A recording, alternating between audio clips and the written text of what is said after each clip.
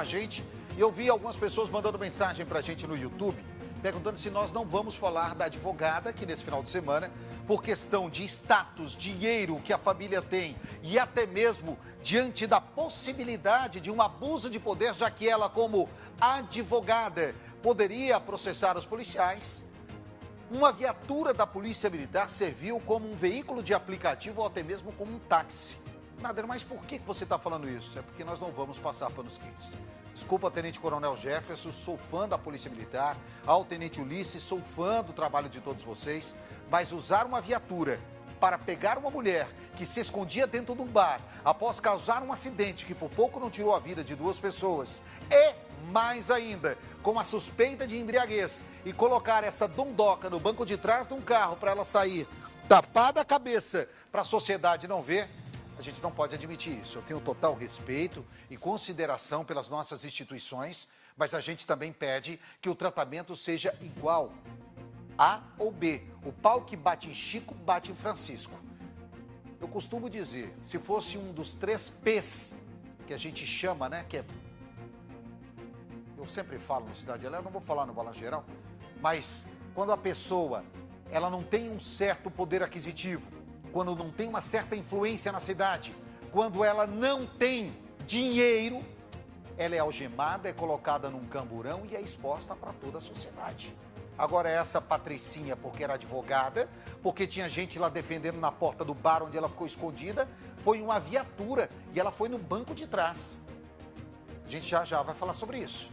Eu espero que a Polícia Militar venha a público dizer que nesse caso específico não houve um tratamento diferenciado. O que a gente exige é que haja uma isonomia, ou seja, o que serve para mim serve para A, serve para B. Isso não foi o que vimos. Já a gente conta detalhes aqui, tá? A reportagem está sendo reeditada porque a gente exige que a polícia dê uma satisfação à sociedade e que não aconteça o que aconteceu, onde repórteres, membros da imprensa de Maringá foram ofendidos, houve agressão por parte de defensores dessa mulher supostamente embriagada e que está me assistindo em casa. Doutora, se a senhora estava embriagada ou não, o certo era a senhora ter feito o teste de bafômetro. O fato da senhora não fazer mostra que a senhora estava assim, porque a senhora não ia produzir provas contra a senhora. Nader, você está me acusando? Não, eu só estou dizendo, porque se eu não bebi, eu vou fazer. Agora, se eu não vou produzir provas contra mim, é óbvio que, para bom entendedor, meia palavra basta. Já eu conto tudo, tá bom? E atenção, o recenseador foi preso suspeito de atacar e abusar uma idosa. Evandro Mandador e Gustavo Duarte acompanharam esse caso e outras mulheres podem ter sido vítimas desse homem contratado pelo IBGE e que vem tentando praticar abuso contra uma idosa. Vamos ver? Colocar a reportagem no ar, veja só. O jovem de 22 anos que aparece fugindo na imagem é um recenseador do IBGE na cidade de Sarandi. Minutos antes de aparecer correndo, ele teria invadido a casa de uma idosa de 75 anos e tentado abusar dela. A aposentada procurou a polícia e revelou como o crime aconteceu.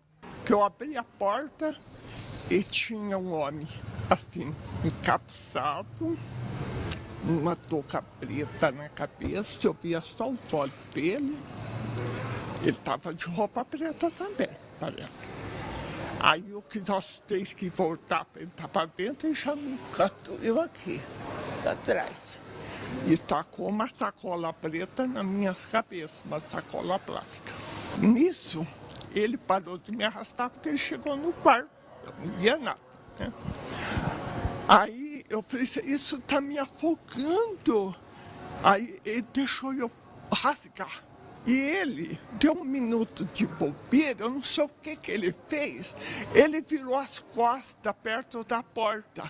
E eu fui para a porta lá e taquei a porta em cima dele. Parece que eu toquei até ele, eu empurrei ele para frente e passei a chave. A idosa que registrou o boletim de ocorrência contou que dias antes do crime, ela conversou normalmente com o recenseador. Ele fez o trabalho dele de coletar os dados. Inclusive, ele esteve dentro do imóvel porque pediu água gelada. Agora, ela relata que ele teria voltado com o capuz e tentado abusar dela. E ela só teria reconhecido ele no momento em que ele fugiu. Quando eu vi que ele quitou, Eu abri a janela do quarto, ele já ia saindo. Ele tinha tirado o capo preto já, e ele estava com uma touca dessas de lance que os rapazes põem, bege. Mas ele tinha tirado o capô, a touca estava meio torta na cabeça dele. E eu conheci ele. Eu falei, só sem vergonha, eu te conheci, você é funcionário do IBGE, você me paga. O funcionário do IBGE foi identificado e a polícia deve intimá-lo para prestar esclarecimentos. A idosa fez questão de noticiar o crime, porque acredita que outras pessoas também podem ter sido vítimas do mesmo recenseador. Eu queria roubar não, queria fazer, aproveitar de mim. Ele falou, eu falei, moço, o que você quer? Você quer dinheiro? O que você quer? Eu quero você. Então, quer você? Que doente, né? Que doente. Esse é um caso que foi levantado como exclusividade pela equipe da RIC TV. Denunciamos o caso na última sexta-feira no Cidade Alerta e agora a gente vai atrás de respostas. Afinal, essa mulher é a única vítima? Ou podemos ter outras vítimas desse abusador? Por isso, vamos falar ao vivo com a Mariana Loturco. Está com o coordenador do IBGE na região e pode nos responder mais sobre esse caso, principalmente se esse homem estava há quanto tempo trabalhando. Há outras denúncias de mulheres que podem ter sido vítimas desse abusador? Mariana Loturco, boa tarde para você. Obrigado pela presença conosco aqui no Balanço Geral. O que o coordenador do IBGE da região respondeu para você sobre essa denúncia feita por essa mulher? Boa tarde. Boa tarde, Nader. Boa tarde a todos que nos assistem. Eu estou aqui ao lado do Sérgio Ricardo, ele que é coordenador do IBGE e vai esclarecer para a gente algumas coisas, algumas questões aqui sobre esse caso. Sérgio, muito boa tarde. Eu gostaria de saber quais medidas foram tomadas pelo IBGE ao saber do caso dessa senhora em Sarandi. Boa tarde. Quando nós ficamos sabendo da situação na sexta-feira, a gente fez questão de acompanhar, né, por parte da nossa representante no município de Sarandi, né, a supervisora, acompanhar até a autoridade policial para verificar, né, a realização do boletim de ocorrência.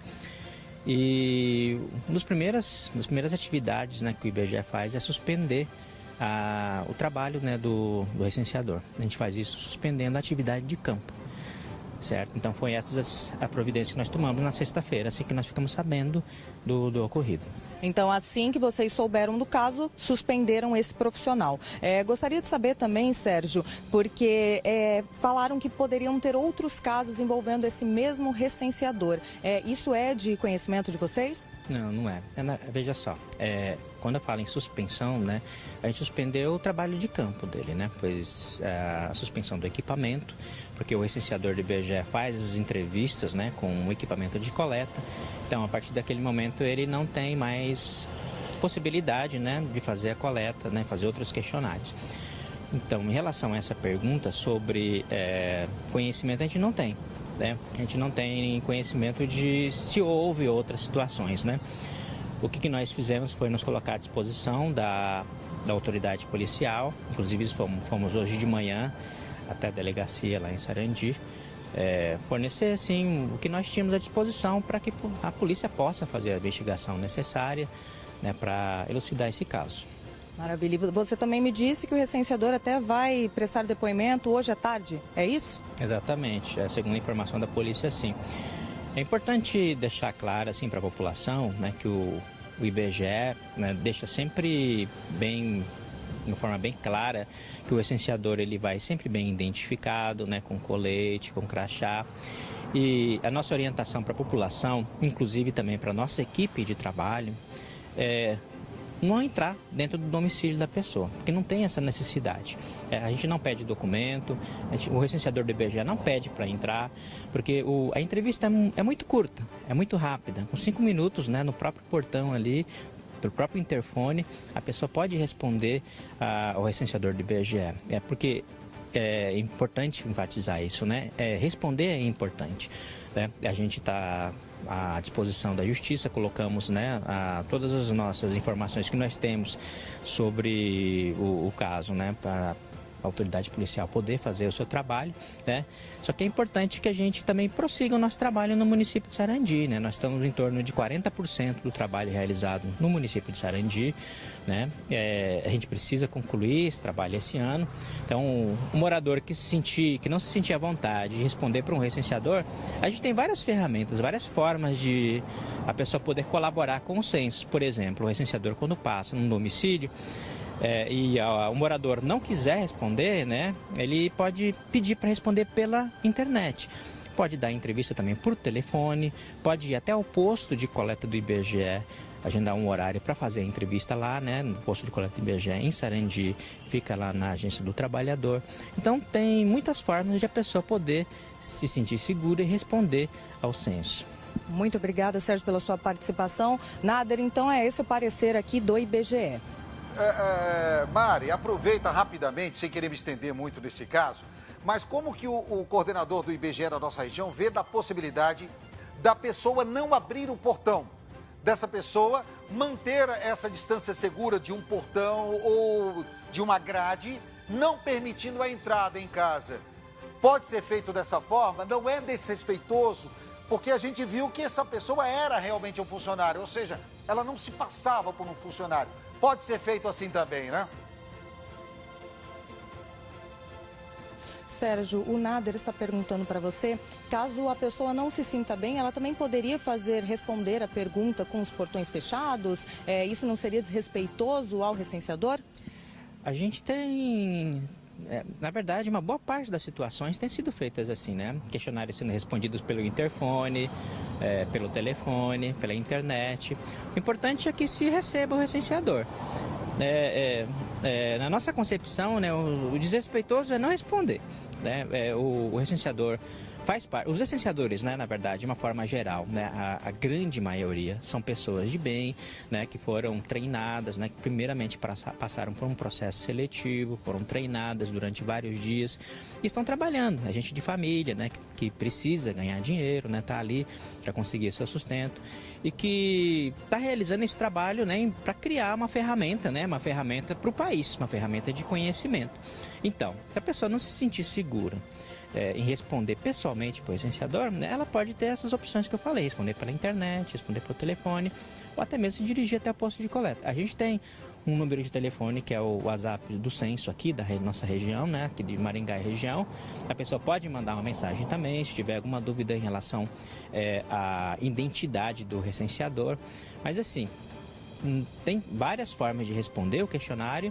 O que não pode é ficar sem responder, né? Se a pessoa não se sentir segura o suficiente para poder responder do portão, para poder responder do interfone, né? Porque não precisa entrar dentro da casa, né? Ela pode responder por telefone, né? Ou até mesmo pela internet. E caso aconteça alguma coisa, alguma situação como a dessa senhora, informar o IBGE também é fundamental. Exatamente. Como é uma situação de crime, né? É caso de polícia. Sempre quando houver uma situação, né? Assim como aconteceu nesse caso, né? Ela tomou a atitude certa, que foi chamar a polícia, né? A polícia foi até o local, né? E posteriormente procurou a equipe do IBGE no município, né? A equipe do IBGE acompanhou ela até a delegacia na sexta-feira para fazer o boletim de ocorrência. Foi a atitude correta, né? E situações assim, é assim que deve ser feito, né? Primeiramente a pessoa procurar a autoridade policial por se tratar de um crime, né?